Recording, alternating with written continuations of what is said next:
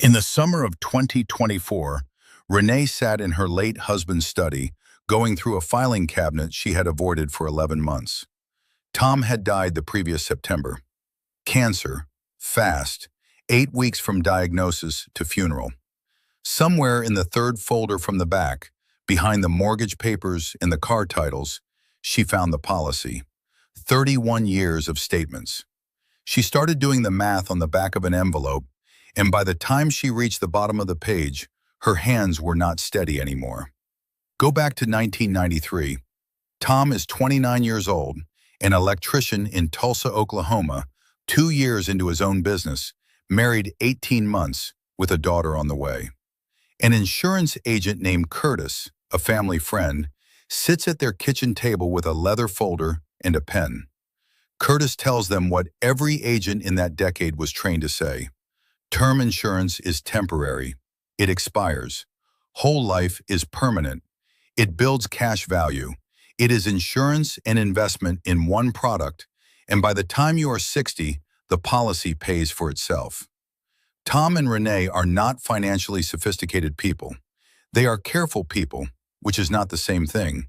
And careful people trust family friends with leather folders. They bought a $250,000 whole life policy. Monthly premium, $340.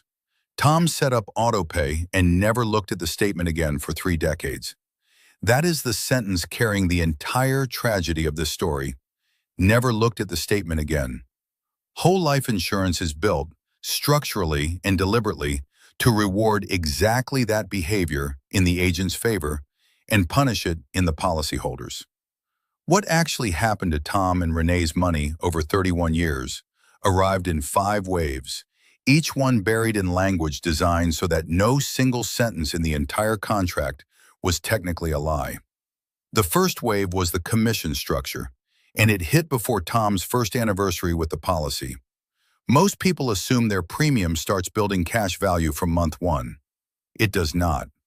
Industry compensation data from LIMRA, the life insurance industry's own research organization, shows that agents selling whole life policies typically receive a first-year commission of 55 to 110% of the annual premium, with renewal commissions of 3 to 5% continuing for years 2 through 10.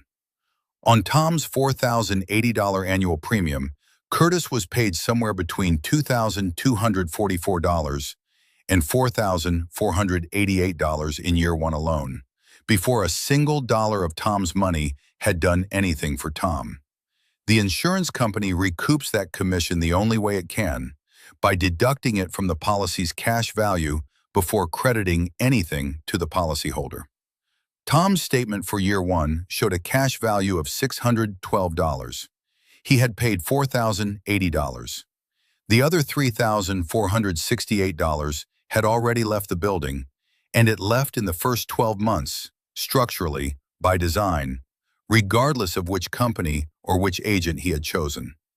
The second wave was the surrender charge schedule, and it is the reason whole life insurance behaves less like a financial product and more like a 15-year sentence. If a policyholder needs to cancel the policy, industry data compiled by the National Association of Insurance Commissioners shows that most whole life contracts carry surrender charges beginning near 100% of first-year cash value and declining gradually over 10 to 20 years.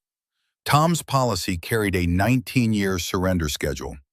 Had he canceled in year 5, when a shoulder injury cost him 4 months of work and the family briefly considered every option for cash, he would have forfeited 74% of whatever cash value existed at that point, which was itself already suppressed by the commission structure from Wave 1. The policy was not designed to be left. It was designed to be too expensive to leave, and Tom, without ever reading the surrender schedule buried on page 14, made the only decision the product allowed him to make. He kept paying. The third wave was the one Renee found hardest to explain to her daughter afterward, because it looked, on paper, like the policy working exactly as promised. Whole life cash value does grow. That part of Curtis's pitch was true. What Curtis did not walk Tom through And what the illustration Tom signed did not make legible to a first-time buyer was the rate at which it grows relative to the alternative. Tom's policy, a participating whole-life contract with dividends, averaged an internal rate of return of approximately 3.1% annually over invested in a low-cost S&P 500 index fund at the market's long-run average return, that $306 monthly, compounded over 31 years, would have grown to approximately $612,000. Tom's actual whole-life cash value at death, $84,300. The gap between what the policy delivered and what the alternative would have delivered was not a rounding error. It was a house. It was a decade of retirement. It was $527,700 that never had the chance to compound because it was never invested in anything that compounds.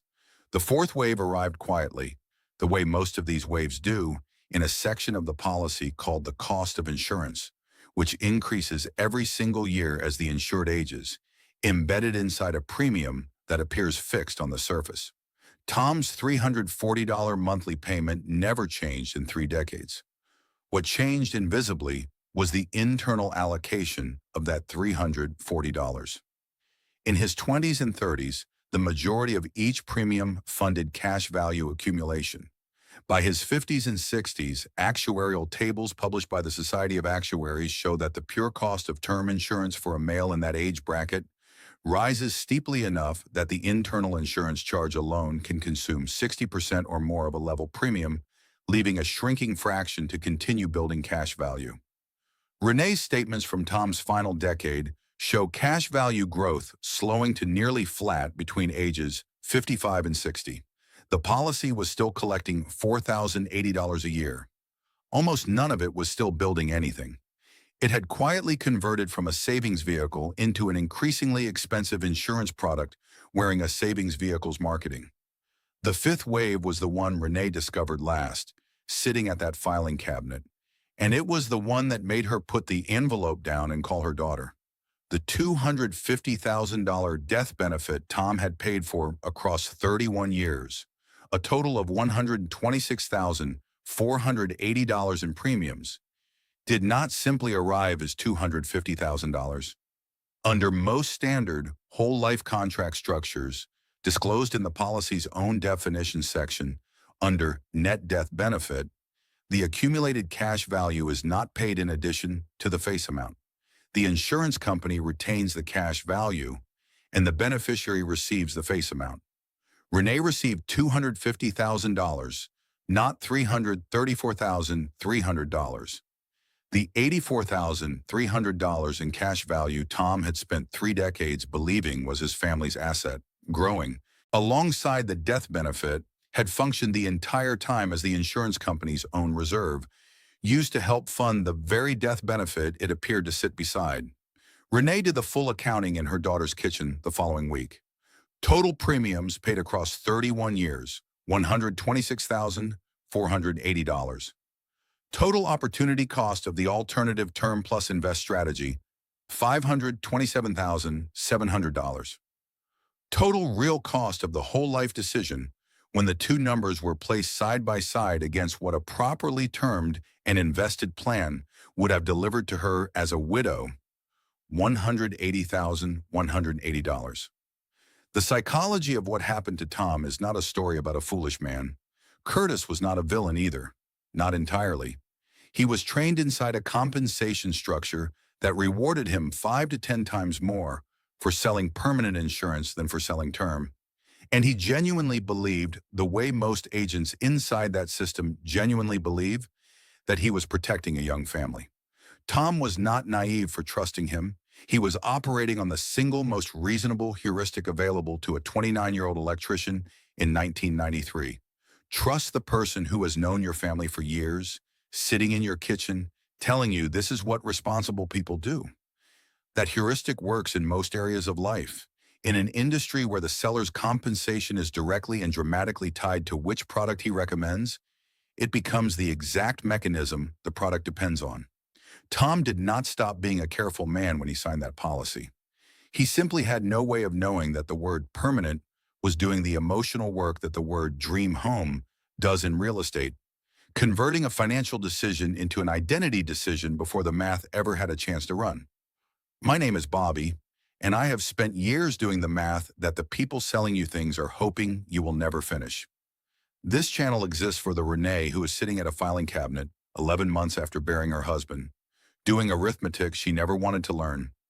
If you found this video and it made you want to pull your own policy out of the drawer, subscribe, because this is what we do here every week. The smarter path does not require rejecting life insurance. It requires separating the two jobs. Whole life insurance quietly bundles together and sells at a steep markup. Insurance protects against the risk of dying too soon. Investing builds wealth for the years you are planning to live. A term policy, priced to match the years your family actually depends on your income, roughly 20 to 30 years, handles the first job at a fraction of the cost. A low-cost, diversified index fund, funded with the difference, handles the second job better than any internal cash value account has ever been structurally permitted to. The two jobs were never supposed to share a single premium in the first place. That bundling is not a convenience. It is the product. If this video made you want to sit down tonight and finally read the policy you or someone in your family has been paying into for years, the free guide in the description was built for exactly that moment. The 5 fees draining your account right now walks through how to request an in-force illustration from your own insurer and read the numbers Curtis never had to explain out loud. And if you want the deeper framework for how I think about the products built to look like protection and function like extraction, the Money Playbook is where I write about all of it in depth. Renee kept the policy's final page, the one showing the net death benefit calculation, taped inside the same filing cabinet. She has not told most of her family how the numbers actually looked. The most expensive insurance policy is never the one with the highest premium. It is the one nobody ever asked to see explained in plain arithmetic for 31 years until the day it is too late to change anything about it. I'll see you in the next one.